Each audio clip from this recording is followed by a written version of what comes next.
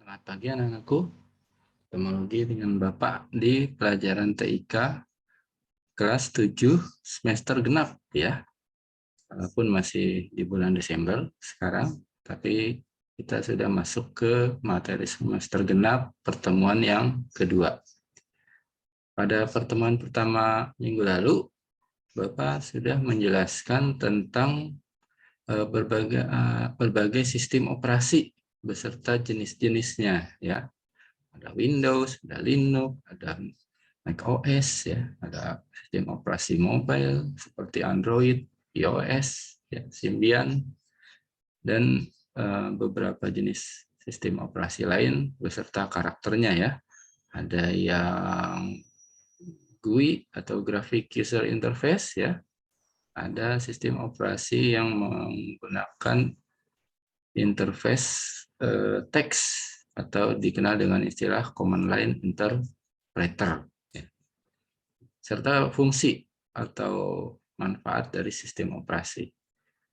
Jadi Bapak jelaskan lagi ya, supaya kita sama-sama lebih paham bahwa sistem operasi itu fungsinya adalah memediasi antara mesin komputer dengan manusia dan mesin komputer dengan perangkat lunak yang berjalan di atas sistem operasi tersebut. Seperti misalnya perangkat lunak pengolah kata, perangkat lunak presentasi, perangkat lunak internet, game, dan sebagainya. Itu semua harus berjalan di dalam sistem operasi dan tidak dapat berdiri sendiri atau langsung berjalan tanpa ada sistem operasi di dalamnya. Nah, sekarang kita mulai dengan sistem operasi berbasis teks atau Command Line Interpreter ya, yang disingkat CLI dulu ya. Walaupun mungkin kalian sebenarnya lebih akrab dengan yang berbasis Graphics User Interface ya, karena lebih mudah memahami simbol dan gambar daripada tulisan dan bisa dioperasikan atau dikendalikan menggunakan keyboard maupun menggunakan mouse. Sedangkan kalau sistem operasi CLI atau Command Line Interpreter itu hanya bisa digunakan menggunakan keyboard sebagai input device-nya.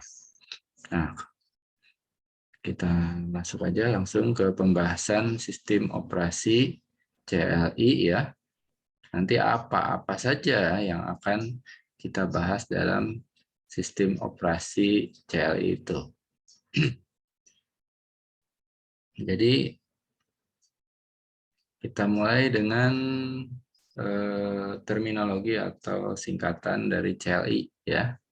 CLI itu adalah Command Line Interpreter ataupun sistem operasi berbasis teks ya. Jadi command line atau baris perintah yang diinterpretasikan ya oleh komputer atau yang diterjemahkan oleh komputer. Nah, perintahnya apa saja? Sebenarnya banyak perintah-perintah command line interpreter itu ya. Ada perintah untuk katakanlah melihat jam, melihat tanggal ya, melihat file, melihat direktori atau folder dan sebagainya. Nah, sedangkan direktori atau folder itu adalah ruang yang menampung file ya. Jadi selain file itu kita di dalam pengelolaan berkas atau file itu juga mengenal istilah direktori atau folder gitu. Jadi kalau ibarat meja itu lacinya ya, atau kalau ibarat lemari berkas ya, itu mapnya ya, atau bagian-bagian ruangnya yang memiliki isi yang berbeda-beda dan jumlah yang berbeda juga. Nah, perintahnya apa saja? Nanti kita akan coba sekalian latihan menerapkan perintah-perintah berbasis teks itu dengan sistem operasi Windows atau MS-DOS ya, dan sistem operasi berbasis teks pada Linux. Jadi kita coba praktikkan dua-duanya. dalam beberapa perintah itu hampir sama, tapi ada juga yang berbeda. Perintahnya misalnya kita coba praktekkan untuk menampilkan file dan direktori atau folder ya. Kita coba praktekkan mengcopy ya, bagaimana mengcopy file atau folder. Kalau di teks mungkin gampang ya. Lalu menghapus file atau folder. Lalu kita coba juga lakukan perintah untuk memindahkan dan mengubah nama file. Jadi langsung saja ya. Kita mulai misalnya di DOS ya. Kita di DOS dulu. Atau di Microsoft Windows dengan interface CLI-nya atau command line interpreter dari Windows 10 ya dalam hal ini. Sama Windows 7 atau Windows sebelumnya tidak jauh berbeda. Di Bapak share dulu ya.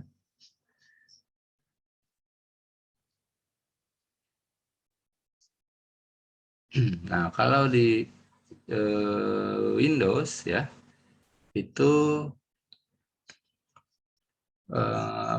bentuk awal sebelum menulis perintahnya itu adalah posisi drive ya. Jadi misalnya drive itu ada C, D, E begitu ya.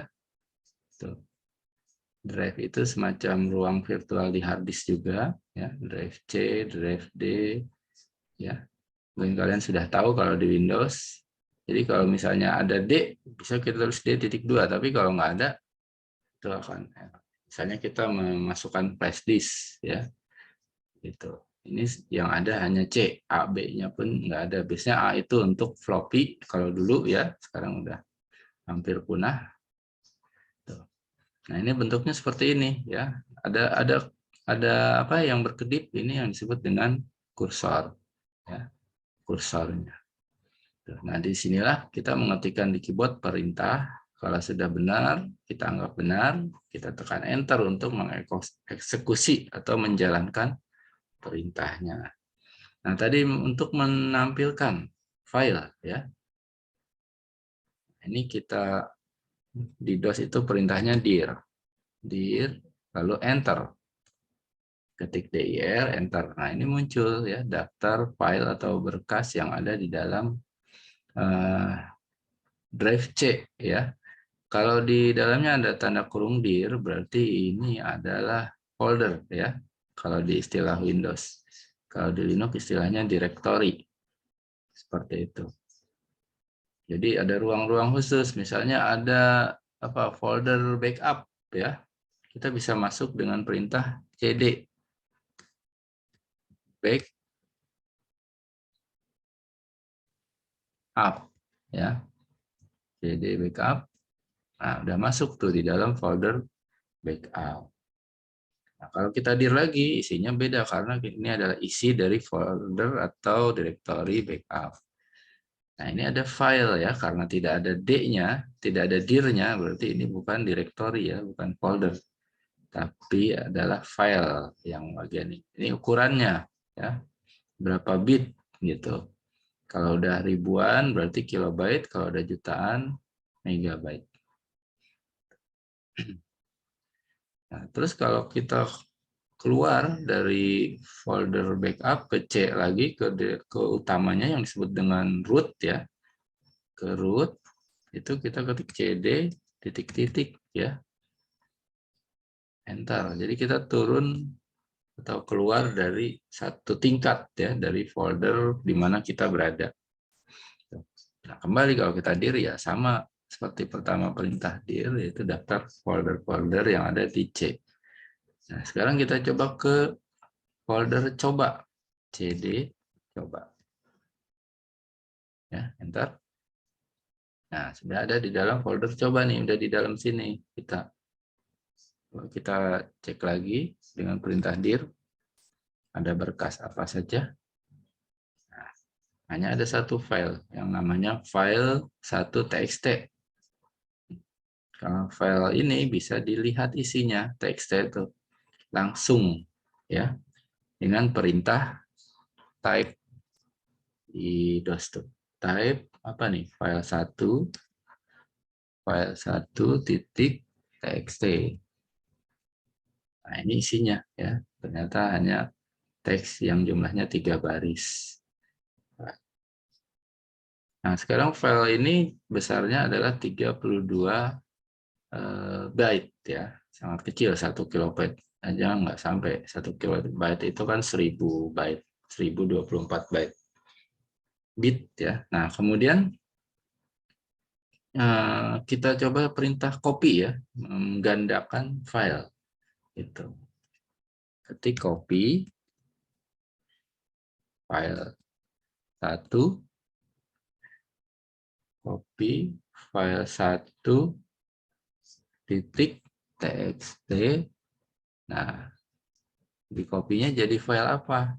Misalnya file 2, file 2.txt. Satu file tercopy. Nah, kita cek apakah sudah ada 2 file. Hasilnya jadi ada file 1 dan file 2 yang isinya sama ya. Sama dengan file yang di-copy-nya. Untuk membuktikannya bisa kita lihat isinya. Type file 1.txt. Isinya seperti ini. Sebenarnya tidak ada ya file 1 ya. Sekarang coba kita lihat file 2. File 2 txt. Nah, itu sama karena file 2 adalah file duplikasi atau file hasil copy dari file 1.txt. Nah, sekarang gimana kalau mau merubah namanya? Jadi misalnya file 2 kita rubah namanya jadi file 1b ya. Nah, perintahnya adalah rename atau ren file 2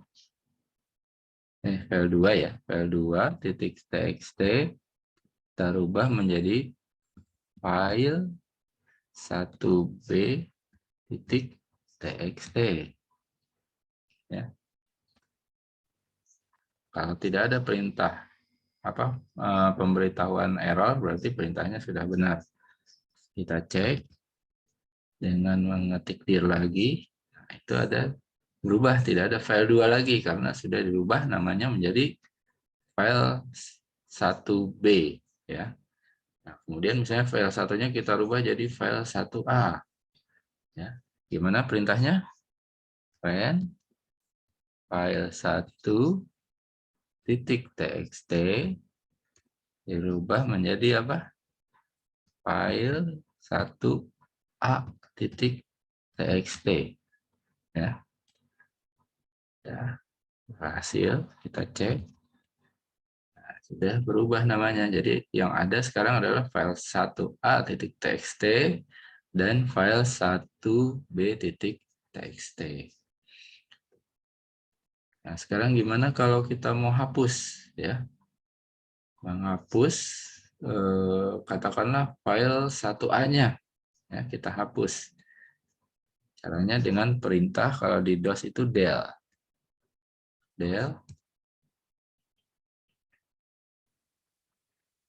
file 1a.txt.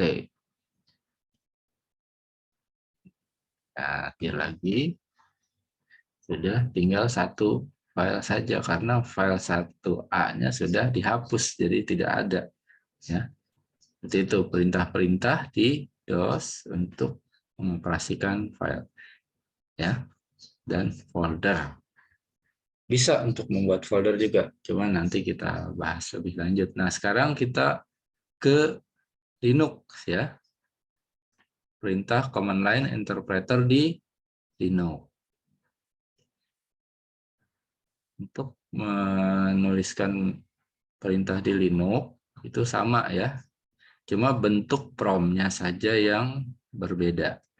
Jadi kalau di Windows itu bentuk prompt-nya posisi dari drive ya. A, B, C gitu ya. Nah, kalau di Linux posisinya adalah prompt seperti ini ya. Ini agak ini. Sudah ketutup ya. Nah, ini enter. Kalau mau dibersihkan, clear ya. Kalau di Linux, kalau di Windows, CLS perintahnya membersihkan layar itu. Tapi bukan menghapus ya, cuma membersihkan layar aja supaya tulisan-tulisan yang adanya tidak terlihat.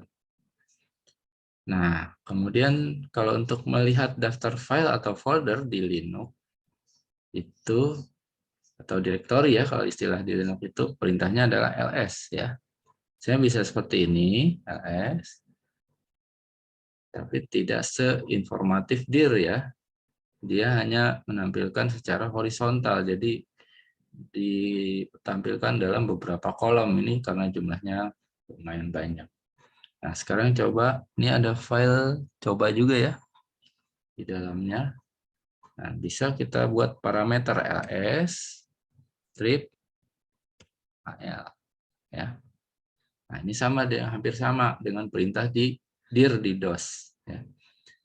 Jadi kalau di Linux itu ada rwx ya, read, jadi hak baca, hak write-nya itu tulis ya, X itu hak untuk mengeksekusi dari setiap file. Terus ada owner ya, ada pemiliknya ya.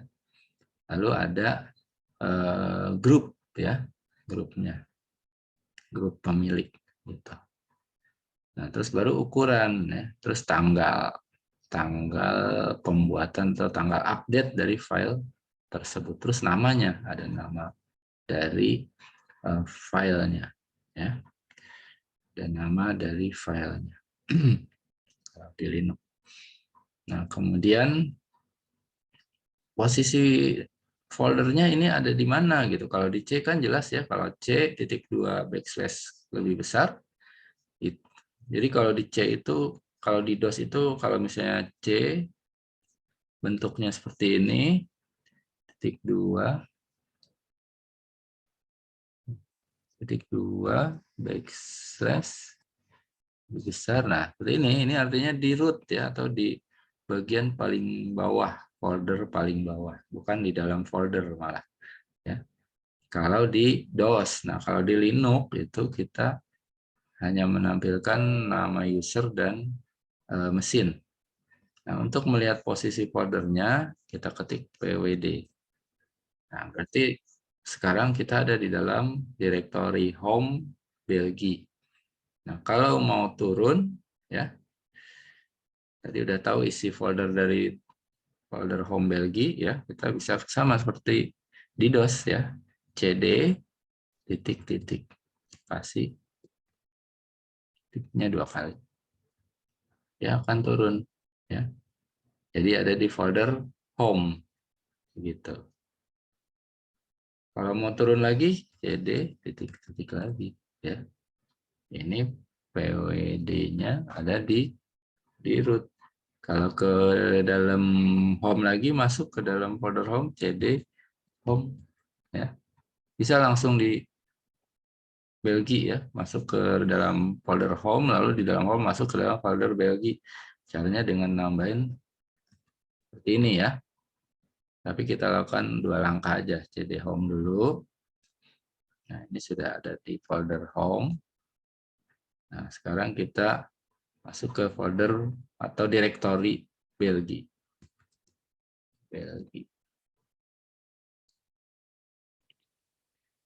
Nah, sekarang kalau kita pwd ada di dalam folder home dan Belgia. Nah, terus kalau ls ya sama ya. Sekarang masuk lagi ke folder coba ya, ada folder coba. Nah, sekarang kalau kita lihat posisinya ada di home Belgia coba ya. Jadi sudah beberapa tingkat di dalam sub direktori. Ada file apa? Coba kita cek dengan perintah ls. Sama ya, ada file 1 txt. Seperti apa isinya? Kalau di DOS itu pakai perintah type ya tadi ya. Kalau kalian masih ingat. Nah, kalau di Linux kita menggunakan perintah cat ya. ketik apa? File 1.txt. Enter. Nah, itu isinya kelihatan ya. Isinya ada 3 baris juga ya. Tadi berapa ukurannya? Ada yang ingat nggak? Nah, ini ada ya. Berapa? Sama 32 bit juga ya. Ukuran dari file 1.txt. Nah, sekarang gimana kalau mau mengcopy ya ke dalam file lain yang namanya file 2. Kalau di Linux perintahnya cp ya. Kalau di DOS kan copy, COPY. Kalau di Linux cp ya. Lalu file yang akan dikopinya kita sebutkan sama file 1 kan txt, terus mau jadi apa? File 2.txt ya. Nah, kalau di DOS ada tulisan satu file copied ya, satu file tercopy. Kalau di Linux kalau nggak ada pesan kesalahan berarti perintahnya seharusnya sudah benar. Untuk mengeceknya kita ketik ls ya. File. Ya. Nah, sekarang sudah ada 2 file, yaitu file 1.txt dan file 2.txt. Isinya sama nggak? Bisa kita cek cut file 1.txt ya. Seperti ini ya, tadi saya udah dilihat. Sekarang kita lihat juga cut file 2.txt. Nah, ternyata sama karena file 2 itu adalah hasil duplikasi atau pengkopian file 1 ya. Itu. Nah, gimana kalau mau merubah ya? Kalau di DOS kan rename. Nah, kalau di Linux itu perintahnya rename itu mv ya atau move sebenarnya. Jadi bisa memindahkan, bisa merubah kalau di Linux itu. Jadi misalnya file 1 dulu ya kita rubah .txt kita rubah menjadi file 1a.txt.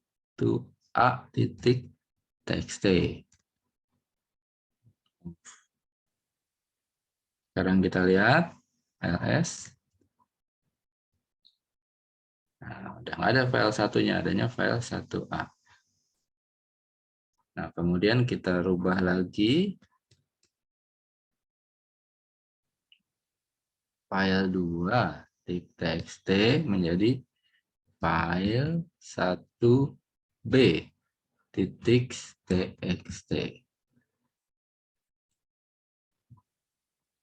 Cek hasilnya. Itu ya. Nah, gimana menghapus ya? Nah, untuk menghapus file itu kalau di DOS perintahnya del ya. Kalau di Linux itu perintahnya rm ya. Rm misalnya file 1b ya yang kita hapus ya.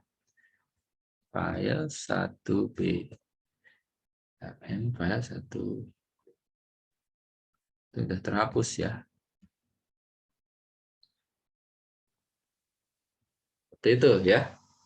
Sebenarnya banyak perintah-perintah yang berkaitan dengan pengoperasian file ya. Jadi hari ini kita sudah belajar tentang perintah masuk dan keluar direktori dengan cd ya. Change directory. CD itu kepanjangan dari change directory. Nah, kemudian untuk mengcopy, merubah nama dan menghapus serta menampilkan ya.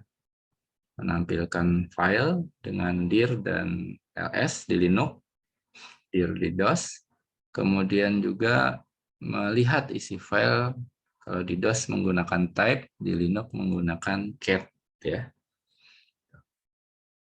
Nah, perintah-perintah ini memang sebenarnya kok agak ribet dibandingkan kalau kita mengoperasikan menggunakan graphics user interface ya.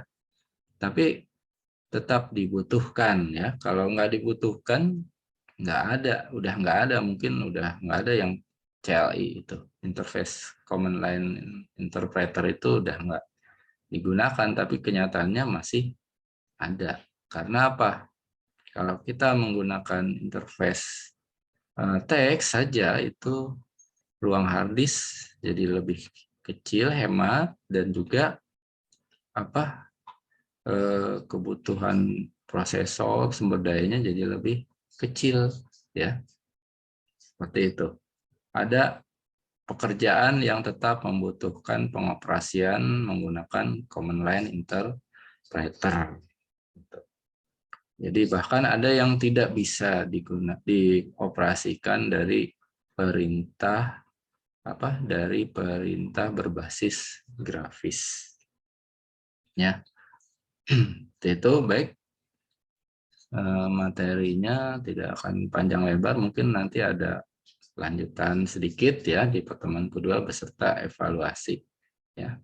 Langsung, jadi sudah 3 pertemuan, kita coba evaluasi.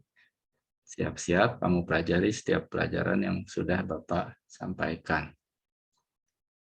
Baik itu mengenai pertemuan pertama yang berkaitan dengan sistem operasi secara umum, ya, baik definisi, jenis, ya, sampai fungsi.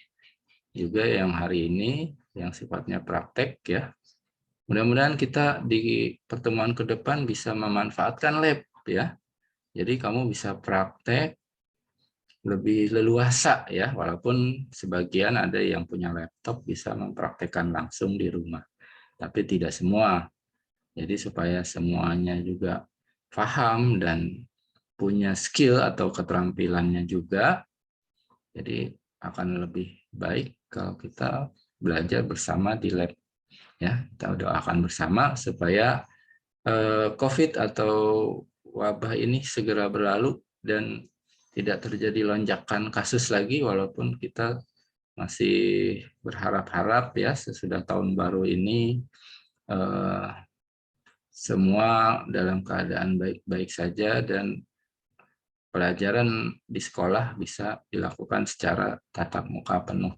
Ya. Sementara itu tetap jaga protokol kesehatan, yaitu dengan menerapkan 3M, ya, menjaga jarak, mencuci tangan, dan menggunakan masker. Itu tetap benar-benar dilaksanakan, ya, supaya kalau kita disiplin, kita semua bisa langsung menerapkan pembelajaran tatap muka dengan intensitas yang lebih tinggi dan bisa praktek sama-sama di lab, ya. Seperti itu. Sampai ketemu di pertemuan minggu berikutnya. Bapak tutup dengan wabillahi taufiq wal hidayah. Assalamualaikum warahmatullahi wabarakatuh.